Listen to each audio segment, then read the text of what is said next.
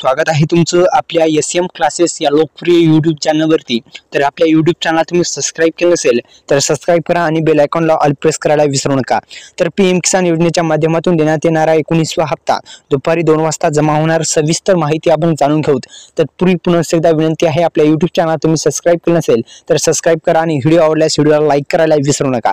तर या योजनेच्या माध्यमातून देशातील अल्प आणि अत्यल्प भूधारक शेतकऱ्यांना सरकारमार्फत आर्थिक मदत प्रदान केली जाते। या योजनेच्या माध्यमातून आतापर्यंत 18 हप्ते शेतकऱ्यांच्या खात्यामध्ये जमा करण्यात आलेले आहेत। 18वा हप्ता हा 5 ऑक्टोबर 2024 रोजी शेतकऱ्यांच्या खात्यामध्ये क्रेडिट म्हणजे शेतकऱ्यांच्या खात्यामध्ये टाकण्यात आले। एकंदरीत 4000 रुपये त्यावेळेस शेतकऱ्यांच्या खात्यामध्ये टाकण्यात आले होते। ही एक आनंदाची बातमी शेतकरी बांधवांसाठी। एकंदरीत जो 18 हप्ता होता तो 18व्या हप्त्याचे जे पैसे आहेत थेट शेतकऱ्यांच्या खात्यामध्ये टाकण्यात आले होते आणि 19वा हप्ता पण शेतकऱ्यांच्या खात्यामध्ये येण्यासाठी शेतकऱ्यांना पहिलं सुरुवातीस काम काय करायचं आहे मित्रांनो, तर पहिलं काम तुम्हाला करायचं आहे ते म्हणजे आधार कार्डला बँक लिंक असणं गरजेचं आहे। सर्वात महत्त्वाचं म्हणजे आधार कार्डला बँक लिंक असणं गरजेचं आहे। आधार कार्डला बँक जर लिंक नसेल तर आताच करून घ्या। त्याचं स्टेटस कसं चेक करायचं थोडक्यात माहिती पाहूत।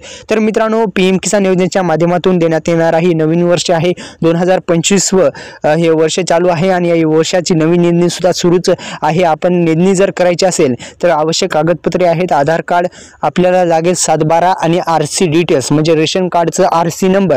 फक्त हे तिन्ही डॉक्युमेंट तुम्ही घेऊन गेल्यास ते तुमचे सीएससी सेंटरमध्ये तुमचं 2025चं जे तुम्ही अद्यापही जर रजिस्ट्रेशन केलं नसेल, 2019 पासून ही योजना सुरू झालेली आहे आणि अद्यापही तुम्ही जर नवीन नोंदणी केली नसेल, एकदाही नोंदणी केली नसेल तर करून घ्या आणि केली असेल तर करण्याची गरज नाही, काही करण्याची गरज नाही। तुम्हाला हप्ते मिळत असतील तर इथून पुढे सुद्धा 19 हप्ता तुमचा मिळून जाईल। फक्त लक्षात घ्या 18 हप्त्याचा स्टेटस काढा, काही प्रॉब्लेम असेल तर दुरुस्त करा आणि कमेंटमध्ये सुद्धा सांगा।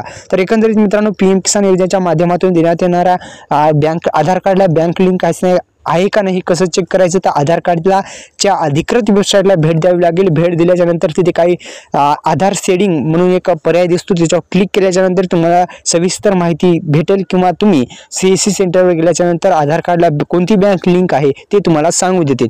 व्हिडिओ आवडल्यास व्हिडिओला लाईक, डिस्क्रिप्शन बॉक्समध्ये दिलेल्या लिंकला नक्की व्हिजिट करा। धन्यवाद।